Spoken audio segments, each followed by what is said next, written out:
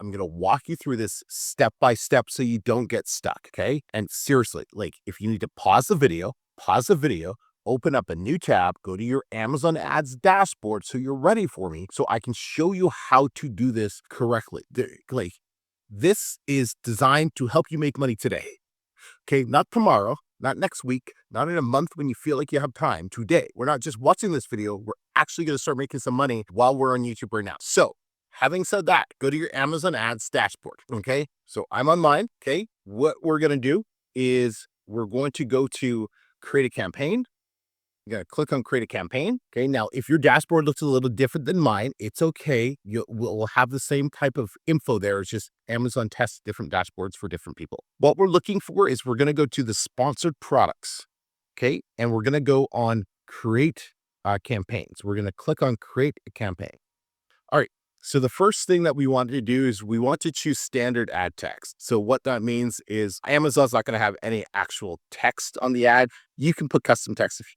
No, don't even put custom text for this ad because that would just be stupid because you're showing so many different books. So the text wouldn't make sense. So you're definitely using standard ad for this option. We're not going to worry about ad groups. So you can just leave the ad group blank for now. For sites, we're going to be using Amazon and beyond.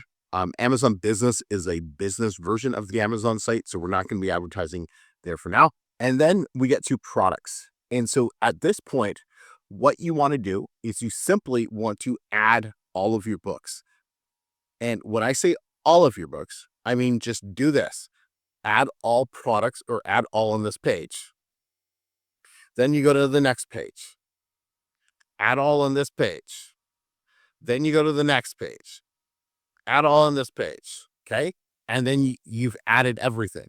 Now, for some reason, I say 127 results and it says 121 products here. I don't know why. I'm not really going to figure that out right now.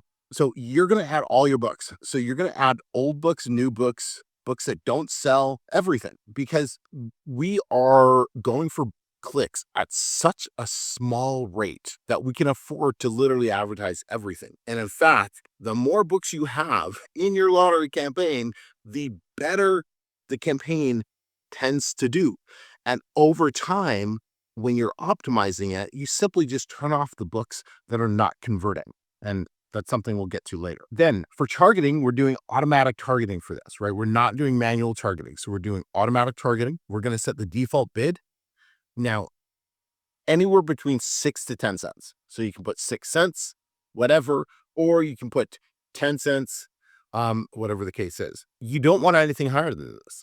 The goal is super, super low cost clicks running in the background. So you don't have to worry about them. If you set it for like 20 cents or 25 cents, guess what? You're going to start incurring a lot of expenses. So we set it at a very, very, very nominal rate. So 6 to 10 cents. 6 if you have no clue what you're doing with ads, 10 if you're a little bit more experienced. Then for campaign bidding strategy, this is the only time I use dynamic bids up and down. The only time, because we have such a low bid, 6 to 10 cents. I don't care if Amazon, if their algorithm says this customer is more likely to buy your book and they increase the bid to 12 to 20 cents. I'm okay with that. This is the only time I would do that. Now, if you are on the more conservative side, then go ahead and choose down only. That's completely fine. We won't worry about bid adjustments for this time around. And then for naming the campaign, all we do is lottery, and then you can put auto. You kind of know it's auto, all books, or just all, and that would be it.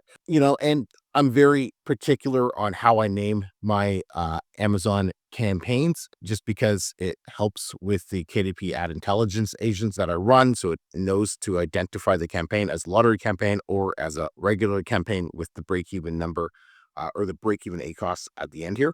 But because the break-even ACOS is going to be so different because you have a billion different books in here, we can't actually put a break-even ACOS there. Right. Then you're going to add it to your lottery campaign folder or portfolio rather, and your daily budget. I'm just going to put $100 just because I want Amazon to know that I'm willing to spend money. You're not going to spend anywhere near that. That would be insane at such low clicks. or such low bids per click. So you don't have to worry about that, but it's more about sending Amazon the signal that you're willing to spend money. And so they're more willing to test and throw your campaign out and get you more impressions. That's the science behind this. That's that. And then all you're going to do is you're going to hit launch campaign.